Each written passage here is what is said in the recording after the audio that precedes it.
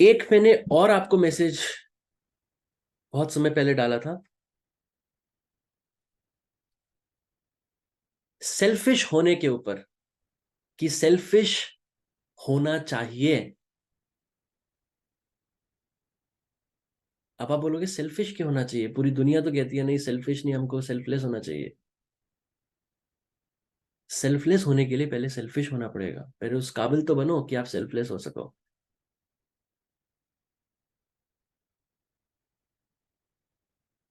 अब आप मुझे बताइए, अब आप सोचें मैं तो सेल्फलेस होके दुनिया को दान करूंगा, इधर उधर करूंगा, जेब में आपके एक आना नहीं है, जेब में पैसे नहीं है, आप क्या सेल्फलेस होके करोगे?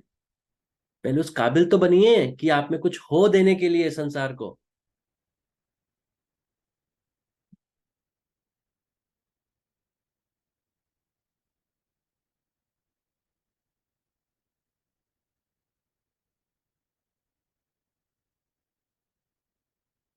तो क्या बोला था मैंने? People often say do good to others, this is an incomplete teaching with the first half missing.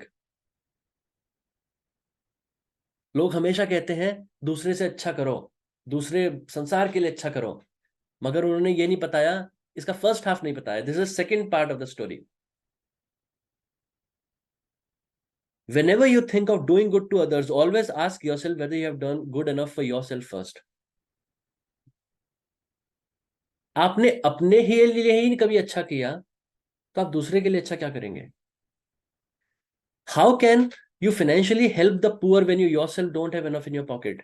How can you feed the hungry when you yourself don't have enough in your kitchen? How can you uplift others spiritually when you yourself are found wanting of cosmic energy? How will you be able to love others when you don't even love yourself enough? So the buck starts from you.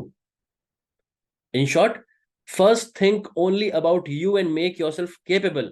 Later, never think about yourself. मतलब be selfish initially and selfless later. जब आपके जेब में पैसे नहीं है, आप किसको मदद करेंगे? आपके घर में खुद अपने पेट भरने के लिए खाना नहीं है, आप किसको, किस किस का पेट भरेंगे? स्पिरिचुअली आप में उतना योग बल ही नहीं है कि आप अपना कल्याण कर सकें, अपने को वहां तक ले सकें। आप कितनों को योग बल देंगे, कितनों को शक्तिपात करेंगे? तो पहले अपने लिए सोचना है।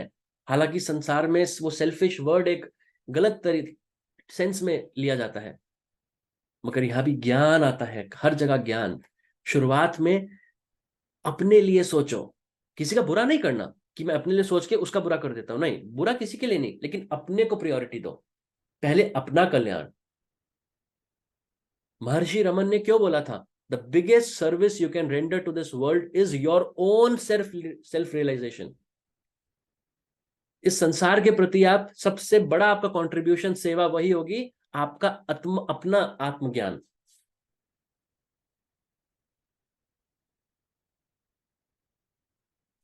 अब तीन स्टेजेस में समझिए।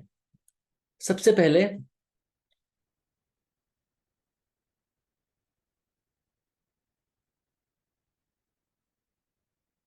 ये सोचिए कि मैं जिसको मदद करने की कोशिश कर रहा हूं,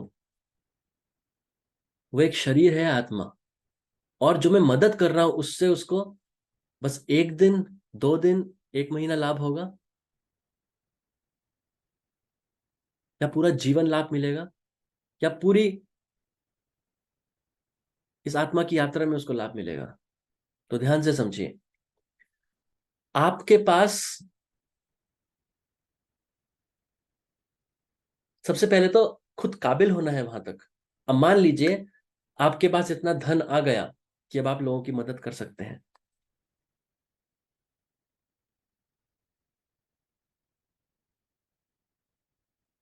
तो कोई आपके पास भूखा आया, आपने उसको रोटी दे दी या उसको खाना दे दिया, वो बड़ा खुश हो गया।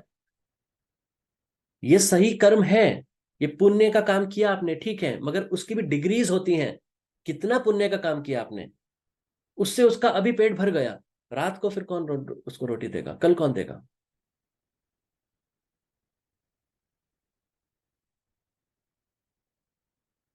या आपने उसको इतनी धनराशि दे दी कि ले 1 महीने तक खा, 1 महीने बाद क्या? तो वो आपने एक बार उसका पेट भरा, वो आपका पुण्य का काम हुआ, लेकिन उससे भी बड़ा पुण्य का काम क्या था? आप उसको पैसे ना देके उसको ये सशक्त उसको इतना कर दें कि वो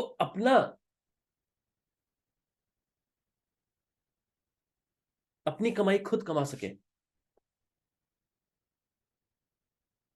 हो सकता है आपने किसी छोटे बच्चे को, जब तक वो बड़ा हुआ, आपने उसकी स्कूल फीस भरी, आपने उसको सशक्त बनाया। या किसी को आपने कहीं किसी को बोल के उसको एम्प्लॉयमेंट दिला दिया, अब वो अपना कमाने लग गया अपने लिए।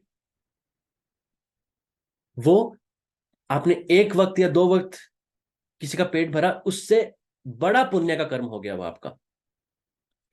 क्योंकि अब वो 1 या 2 दिन या 1 महीना नहीं, वो पूरी जिंदगी इस जीवन शरीर के रहते समय तक वो अपना देखभाल खुद कर सकता है, जिसमें आपने उसकी मदद करी।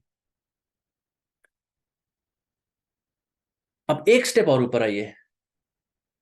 अब ये तो आपने उसकी मदद ये सोच के करी, उसके शरीर को, इस जीवन में उसके शरीर को सहायता करने के उद्देश्य से जो आपने किया। अब एक लेवल ऊपर बढ़ के सोचिए कि वो शरीर है ही नहीं, वो आत्मा है, एक जीवात्मा है आपकी तरह। इस शरीर को छोड़ने के बाद उसका फिर क्या होगा? तो अगर आप उस लेवल पे उसकी मदद करना चाहते हैं, तो पहले आप उतने काबिल हों, अपने आप को योग के उस शिखर तक ले जाएं कि अब आप में वो योग बल इतना है अंदर कि लोग आए और लूटें। आप शक्तिपात करो, आप लोगों को पूरा एनर्जी ट्रांसफर करो कि लोगों का कल्याण हो उससे। अब वही बात है, आपके जेब में 10 रुपए हैं, आप मदद करना चाहते हो किसी की, कितनों की कर दोगे? किसी की भी नहीं। आपके जेब में 100 रुपए हैं, 200 रुपए हैं, 1000 रुपए हैं, किसकी मदद कर दोगे? एक इंसान की, दो की, तीन की। पर अब आपके जेब में करोड़ों रुपए हैं, अब आप बोलोगे आओ लंगर लगाते हैं, लाखों लाखों लोगों को खिलाओ। तो उस काबिल बनो पहले। ऐसे योग में ये नहीं थोड़ी सी आपकी ऊपर की स्थिति हुई, थोड़ा सा योग बल हुआ, आओ चलो मैं गुरु बन गया, चलो मैं शक्तिपात ये वो करता हूं, आपका पतन हो जाएगा।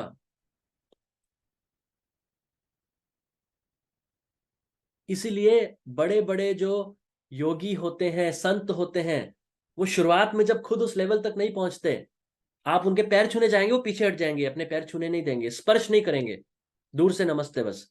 क्योंकि उनको पता है अभी हमारे अंदर ही उतना योग बल नहीं है, हम क्या किसी को देंगे।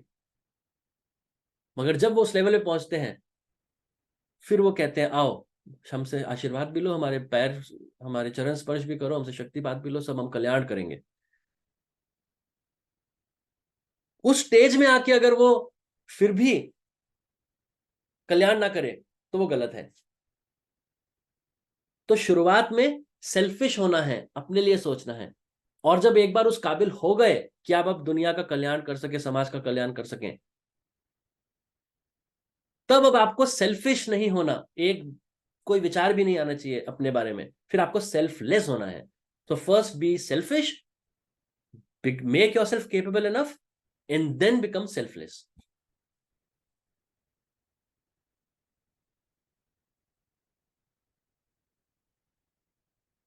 तो ये बहुत इंपॉर्टेंट है।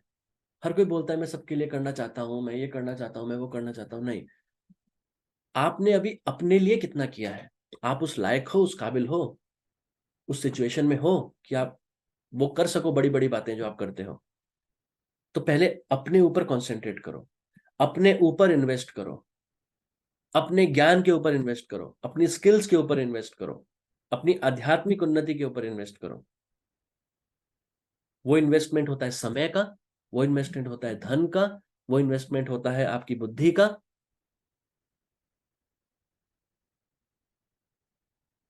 फिर आप जब उस लायक हो जाओ, अब सोचो कि अब मैं उस लेवल पे हूं कि लोग मुझे गुरु बोल पाए, लोग मुझे टीचर बोलें, और मैं उनका कल्याण करूं।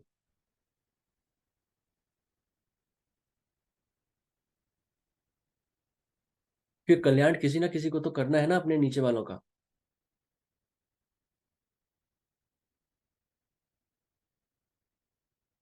अगर वशिष्ठ कल्याण ना करते तो राम वो ना होते जो आज वो हैं। अगर संदीपनी कल्याण ना करते तो कृष्ण वो ना होते जो आज वो हैं।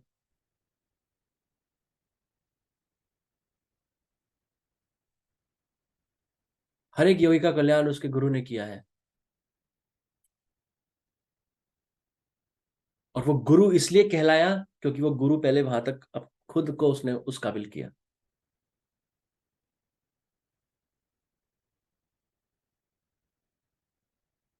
तो इसीलिए आजकल सोशल मीडिया इधर उधर बहुत जगह लोग अपने शिष्य बना लेते हैं बहुत जल्दी। अच्छा लगता है हर कोई गुरु बोले, हर कोई टीचर बोले, मगर आप में कितनी काबिलियत है अभी? आप अपने शिष्य को कहाँ तक लेके जा सकते हैं? वहीं तक लेके जा सकते हैं मैक्सिमम जहां तक आप गए हैं। या आप उस डॉक्टर की तरह बनना चाहते हैं कि यहां तक तो मैंने इलाज कर दिया, अब इससे ऊपर की प्रॉब्लम आ गई शरीर में तो चलो मैं दूसरे हॉस्पिटल, बड़े हॉस्पिटल में शहर में आपको रेफर कर देता हूँ। वैसा डॉक्टर बनना है तो बन जाओ। मगर असली गुरु, असली टीचर वो होता है, कुछ भी हो जाए, हर चीज सही करने में, हर चीज में सहायता करने में सक्षम, मोक्ष तक के रास्ते के लिए। तो जब तक आप वहां तक नहीं पहुंचे, तब तक आपको गुरु नहीं बनना चाहिए। इसलिए मैं भी आप लोगों को कहता हूँ, बहुत लोग इतने 2 साल से 3 साल से कि सर बस आप ही गुरु हो, ये हो वो हो। नहीं, मैं साफ कहता हूँ मैं उस काबिल ही नहीं हूँ। तो पहले आपको उस काबिल होना है।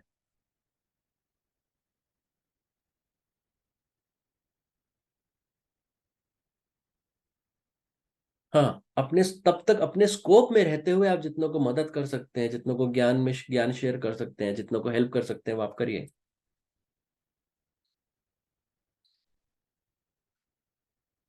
मगर प्रत्यक्ष रूप से बिल्कुल दूसरे का दुख कम कर देना, दूसरे के कर्मों को क्षीण कर देना,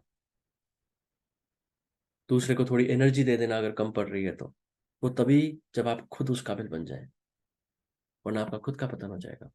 तो ये सारी चीजें आज मैंने आपको नदी की एनालॉजी दी, मैंने आपको फॉरगिवनेस के बारे में बताया, मैंने आपको सेल्फिशनेस और सेल्फलेसनेस के बारे में बताया। तो ये सब क्रिस्टल क्लियर माइंड में तब होता है जब ज्ञान आता है, किस परिस्थिति में आपको क्या करना है, आपका बिहेवियर कैसा होना चाहिए, किस परिस्थिति में आप चुप रहें या किस परिस्थिति में आपको धर्म की रक्षा करनी है, ये सब आपको ज्ञान बताएगा। तो ये आज की कुछ टॉक थी जो मैं आपको देना चाहता था। इसमें सबसे इंपॉर्टेंट आज का जो मैं टॉक था पूरे में, सबसे इंपॉर्टेंट फॉरगिवनेस और selfishness first and selflessness later, ये दो जो टॉपिक थे, ये मैं बहुत इंपॉर्टेंट थे और मैं आपको बहुत पहले से चीजों को बताना चाहता था। अपने आप को काबिल जब तक आप नहीं बनाएंगे तब तक आप वो नहीं कर सकते जो आप चाहते हैं। कुछ भी हो, चाहे वो मेटीरियलिस्टिक परस्यूट्स हो, भौतिक जगत में आप कुछ करना चाहते हो, आध्यात्मिक जगत में आप कुछ करना चाहते हो, आप वो नहीं कर सकते।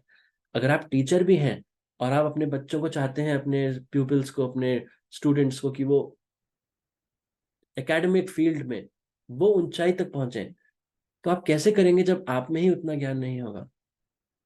तो टीचर्स भी निरंतर पढ़ते रहिए, निरंतर अपने शिक्षा में, अपने ज्ञान में वृद्धि करते रहिए, कि कभी कोई आपका स्टूडेंट आए और आप ये ना बोले कि ये तो मुझे पता नहीं है। क्योंकि आप एज अ टीचर, आप एज अ गुरु अपने स्टूडेंट्स को वहीं तक लेके जा सकते हैं मैक्सिमम जहां तक आप गए हुए हैं। इसका हमेशा ध्यान रखना, उससे आगे नहीं, क्योंकि उससे आगे का रास्ता आपको खुद भी नहीं पता। और उससे आगे आपने उल्टा सीधा आपने एनर्जी डाल के, एनर्जी ट्रांसमिट करके आपने अपने शिष्य को, आपको भी नहीं पता था वो कहीं और पहुंच गया, आपसे भी ऊपर के कहीं फंस गया, अब कौन मदद करेगा?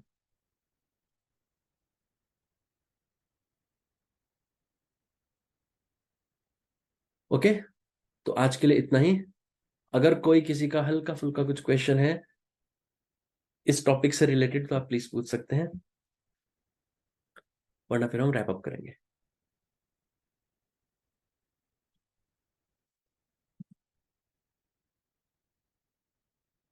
अगर किसी का कोई क्वेश्चन है आप रेज हैंड बटन प्रेस कर सकते हैं, वरना हम रैप अप करते हैं। थैंक यू सो मच, पहली बार ऐसा हुआ है किसी का कोई क्वेश्चन नहीं है। वाह, उत्तम कटारिया जी। Yes sir. ऐसा कैसे हो गया? अच्छा, नहीं सर, वैसे you didn't the, join for the, last two doubt. You didn't join for last 2-3 times, right? 2-3 बार आपने ज्वाइन नहीं किया था लास्ट। नहीं सर, मतलब 2 महीने से तो मैंने ज्वाइन नहीं किया था सर, हम्म। थोड़ा मतलब आपका जब सेशन होता था तो मतलब उस टाइम मैं बिजी होता था, वैसा कुछ ओके, होता था। ओके, ओके, ठीक है। सर क्वेश्चन क्वेश्चन है सर मेरा। नहीं, बस अब नहीं, अब खत्म, अपॉर्चुनिटी कौन। मैं नहीं सर, छोटा सा क्वेश्चन, ज्यादा नहीं बड़ा। हाँ, आज सर के मैं ये टॉपिक पूछ रहा आज के टॉपिक से था, रिलेटेड। आज के टॉपिक चल रहे हैं। सर मतलब कोई बंदा हमें मतलब मतलब 4-5 थप्पड़ मार गया, ठीक है, और हमने कुछ नहीं किया, तो फिर वो समझेगा कि ये तो कमजोर हो गया, तो उसको फिर दूसरी बार मारने आए तो सर हमको, तो फिर उस टाइम क्या करने का सर? वही ना, जब आपका अगर एक थप्पड़ का आपका वो कर्म था, वो आपका कर्म खत्म हो गया, अब वो दूसरी बार आपको मारने आ ही नहीं सकता, because you don't deserve that second slap now. यही तो यही तो कर्म है, यही तो एक्सट्रीम 100% फेयरनेस है। हम सोच लेते हैं एक बार खा लिया फिर वो 100 बार और मारेगा, क्यों 100 बार और मारेगा अगर वो कर्म ही नहीं है आपके? अगर 1000 थप्पड़ मार खाने के कर्म है तो वो 1000 थप्पड़ आएंगे, कहीं पे आप रोक नहीं सकते उसको, कितना भी आप रेजिस्टेंस डालिए। तो ये have faith, have trust in this entire mechanism of creation. जो क्रिएशन बना रखा है ना भगवान ने, जो युगों युगों से चल रहा है, कितने इसमें ग्रेट ग्रेट डिसोल्यूशन आ चुके हैं, मतलब महाप्रलय कितनी बार हो चुकी है और कितनी बार जीरो से भी स्टार्ट हो चुका है, पर उसके बाद भी चल ही रहा है ना। वही धर्म की मात्रा, अधर्म की मात्रा युगों के हिसाब से उतनी उतनी होती है ना। जब सतयुग होता है तो अधर्म नहीं होता, फिर त्रेता युग होता है तो धर्म की मात्रा, अधर्म की मात्रा थोड़ी सी बढ़ती है, कलयुग में बहुत ज्यादा बढ़ जाती है।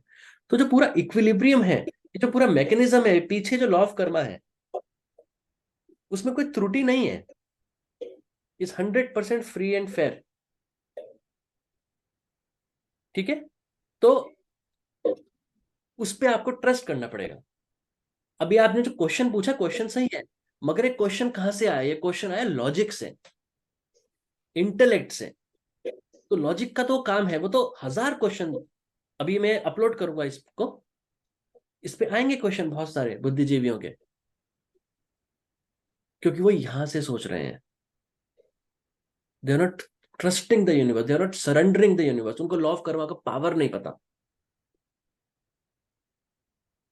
इसमें कहता हूं कोई भी लॉ हो, ये आजकल ये कौन सा है, कॉन्शियस को क्रिएशन, लॉ ऑफ अट्रैक्शन, नहीं नहीं नहीं, लॉ ऑफ कर्मा।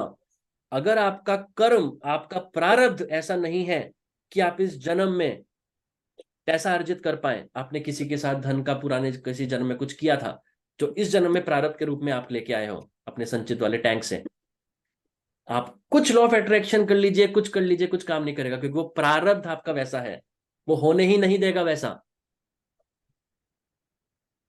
ठीक है, तो you have to trust this entire law of karma. और लॉ ऑफ कर्मा क्या है? Mechanics of energy. जो एनर्जी आपने एक बार इमिट कर दी वो आपको ही भुगतनी है, जो फसल आपने उगाई वो आपको ही खानी है। उसका इफेक्ट आप कम कर सकते हैं, एक हद तक उसको जला भी सकते हैं अगर आप उस लेवल पे पहुंचे योग में, आध्यात्मिकता में, मगर आएगा तो वो जरूर आपके पास। ठीक है, ठीक। धन्यवाद। ठीक है, तो आज के लिए इतना ही। सो एक किसी का कमेंट था शायद, एक मिनट। सर, आज के गाइडेंस के वीडियो प्लीज यूट्यूब पर डालिए, बहुत डीप नॉलेज था आज का, फिर से सुनाना, समझना है। ठीक है, okay, so thank you so much. तो आज के लिए इतना ही। बीच में मैं एक वीडियो डालूंगा, और नेक्स्ट वीक या next to next week most probably, मैं हमेशा बोल देता हूँ, शर्म आती है मुझे थोड़ी सी, हम क्रिया योग में डालूंगा इन डिटेल। अभी मैं थोड़ा उसके नोट्स बना रहा हूँ कि कुछ बीच में मिस ना हो जाए, तो फिर एक फ्लो में 5 या 6 या 7 वीडियोस में I will make a video और मैं उसको अपलोड करूंगा। ठीक है, so thank you so much for joining. धन्यवाद।